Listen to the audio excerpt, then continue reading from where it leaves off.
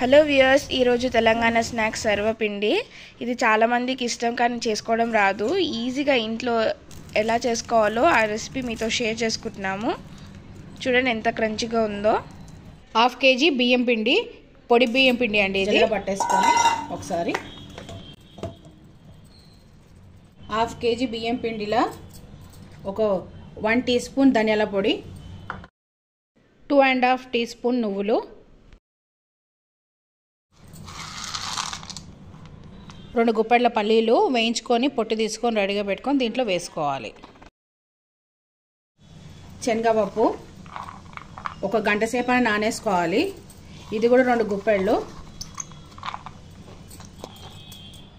1 tea spoon జీలకర్ర, పచ్చిమిరపకాయ ముక్కలు, ఒక మీడియం సైజు ఉల్లిపాయ ముక్కలు, సగం కట్ట కొత్తిమీర, సగం కట్ట ఉల్లి పొరక ముక్కలు ఇవి కోసుకొని పెట్టుకోవాలి, సగం కట్ట కరివేపాకు ముక్కలు, 1 టీ స్పూన్ అల్లం వెల్లుల్లి పేస్ట్, రుచికి తగినంత ఉప్పు వేసుకోండి. కారం ఇక్కడ నేను 1 టేబుల్ స్పూన్ వేస్తున్నాను. పచ్చిమిరపకాయ ముక్కలు కూడా వేసుకున్నాను కదా. 1/4 టీ స్పూన్ జీలకర్ర పొడి.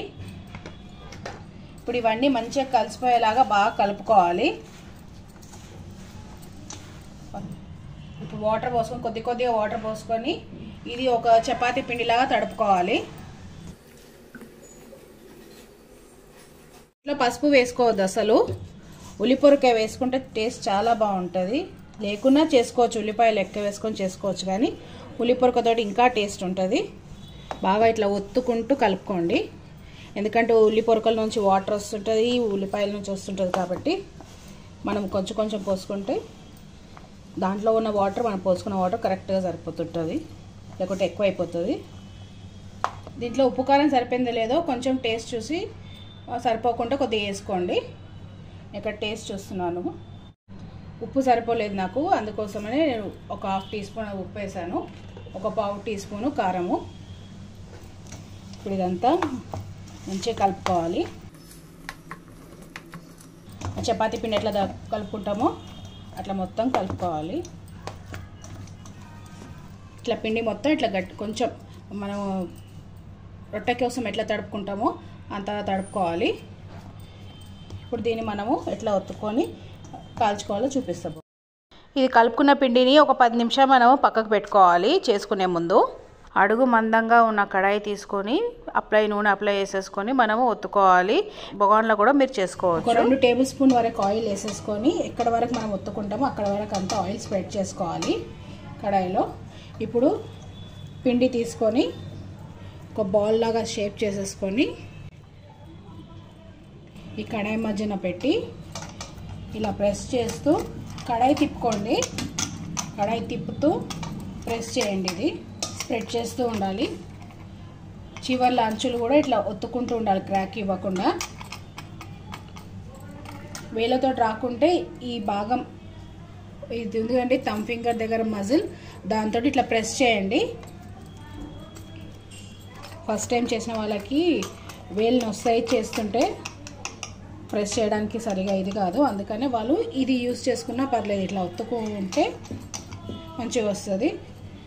ఇప్పుడు ఇది ఒత్తుకున్నాం కదా, ఫస్ట్ టైం చేసుకున్నప్పుడు ఒక చిన్నది చేసుకొని ట్రై చేయండి. అందుకని వాళ్ళ గురించి నేను చిన్నగా చేసి చూపిస్తున్నాను. చూడండి, కడాయిలో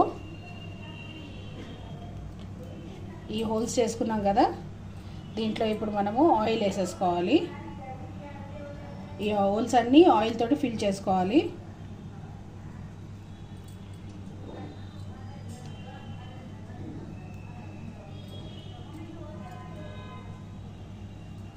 ఒక 1/2 టీ స్పూన్ సైడ్స్లో కూడా పోసేసుకొని ఈ కడాయిని పొయ్యి మీద పెట్టి లో ఫ్లేమ్లో ఇది సర్వపిండిని కాల్చుకోవాలి. స్టవ్ ఆన్ చేసుకొని లో ఫ్లేమ్లో పెట్టుకోండి మంట. ఇప్పుడు ఇది దీనిపైన ఒక మూత పెట్టేసి ఉడికించుకోవాలి. 5 to 10 minutes కంపల్సరీ ఉడకాలి. సర్వపిండి కాల్చుకునే వరకు మిగతా పిండి ఉంది కదండి, ఇది ఎండిపోకుండా మనం మూత పెట్టేసుకోవాలి. ఉడుకుతుంది కదండి, ఎంత మంచిగా ఆయిల్ వేసేసుకున్నాం కదా.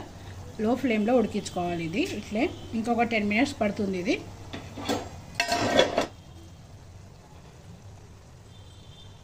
కడాయి అంచున పట్టుకొని ఇట్లా స్ప్రెడ్ చేసుకోవాలి ఆయిల్. దీంట్లో ఉన్న ఆయిలే సరిపోతుంది. దీంట్లో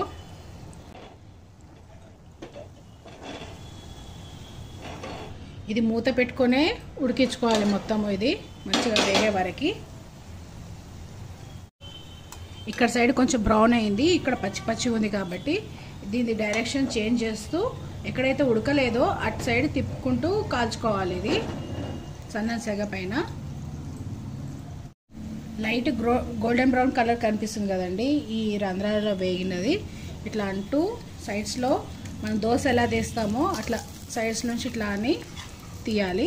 చూడండి ఎంత మంచిగా వచ్చిందో. దీన్ని కావాల్స్తే ఇలానే తీసుకొని తినొచ్చు, లేదా మీకు పైన కూడా క్రంచీగా కావాలంటే తిప్పి వేయించుకోవచ్చు. ఇప్పుడు నేను దీన్ని తిప్పి చూపిస్తున్నాను చూడండి. ఇదంతా చూడండి ఎంత క్రంచీగా అయిందో. ఫస్ట్ టైం చేసుకున్న వాళ్ళకు కూడా మంచిగా కుదురుతుంది. నేను ఎలా వీడియోలో చూపించానో ఎగ్జాక్ట్గా అలానే చేసుకోండి. అటు సైడ్ కూడా కాస్త వేగింది కదా, తీసేస్తున్నాను. నూనె ఏమన్నా ఉంటే ఇట్లా అడుగు మొత్తం ఇట్లా పట్టి మొత్తం ఉంచేస్తే ఆయిల్ అంతా వెళ్ళిపోతుంది.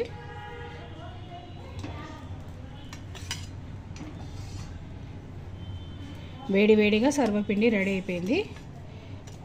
ఇక్కడ పైన సాఫ్ట్గా ఉంటుంది, బ్యాక్ సైడ్ క్రంచీగా ఉంటుంది.